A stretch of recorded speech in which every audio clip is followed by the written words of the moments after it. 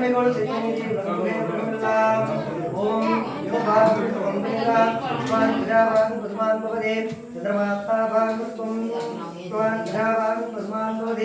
एवं वेद आयतन परमेश्वर स्वामी स्वर्णवंकजं समर्पयामि। हर हर नमः पार्वती पतये हर महादेव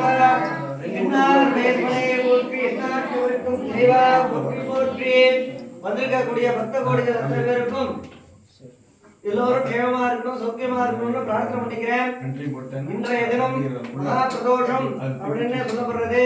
அதாவது சிவராத்திரிக்கு முதல் நாள் வரக்கூடியது மகா பிரதோஷம். இந்த பிரதோஷத்துல கலந்துட்டோம் அப்படின்னா சனி பிரதோஷத்துல கலந்துட்ட பலனானது உண்டானது அப்படின்னு சொல்லப்பட்டிருக்கு.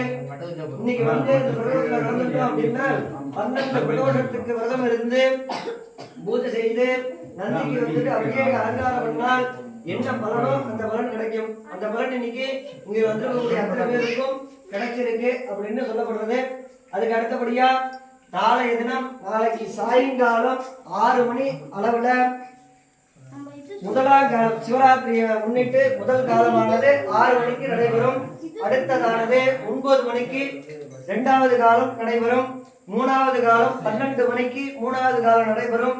அதுக்கு அடுத்தபடியா 4வது காலமானது 3 மணிக்கு நடைபெறும். அந்த 4 காலத்திலையும் எல்லாரும் இந்த சிவராத்திரிக்கு இங்க வந்திருந்து இப்ப எப்படி இங்க வந்திருந்து எல்லாரும் வந்துட்டு சந்தோஷமா சௌக்கியமா அபிஷேகம் எல்லாம் பாக்குறீங்களோ அதே மாதிரி 4 காலத்துக்கும் நாளைக்கு சாயங்காலம் சிவராத்திரியை முன்னிட்டு எல்லாரும் இங்க வந்திருந்து அபிஷேக ஆராதனைகள் எல்லாம் பார்த்து எல்லாரும் சிவனுடைய அனுகிரகத்தை பெற மாதிரி கேட்டுக்கிறோம். எல்லாரும் அவாவா படிக்க வேண்டியவா, கல்யாணம் ஆக வேண்டியவா, குழந்தை பிறக்க வேண்டியவா எல்லாரும் பிரார்த்தனை பண்ணிட்டு நாளைக்கு 4 காலத்துக்கும் இங்க வந்து அபிஷேகத்தை பார்க்குமாறு கேட்டுக்கிறோம். இந்த 4 காலத்துக்கும் தீபாராதனைகள் நடைபெறும், அலங்காரம் நடைபெறும், பிரசாத விநியோகங்கள் நடைபெறும். 4 காலத்துக்கும் உபயதாரங்களாம் இருக்கா. அதே மாதிரி நீங்களும் உபயதாரம் பண்ணணும் அப்படின்னா பால் அபிஷேக சாமான்கள் எல்லாமும் அர்ச்சனை சாமான் இதெல்லாம் கொண்டு வந்து கொடுக்க முடியுமோ எல்லாம் கொண்டு வந்து கொடுத்து சிவனுக்கு நல்ல குளிர அபிஷேகம் பண்ணி இந்த பொற்களாக்குடியானது ரொம்ப சீரும் சிறப்புமா இருக்கணும். இப்ப எப்படி இருக்கோ இதோட பல மடங்கு நன்னா இருக்கணும்னு பிரார்த்தனை பண்ணிக்கங்க.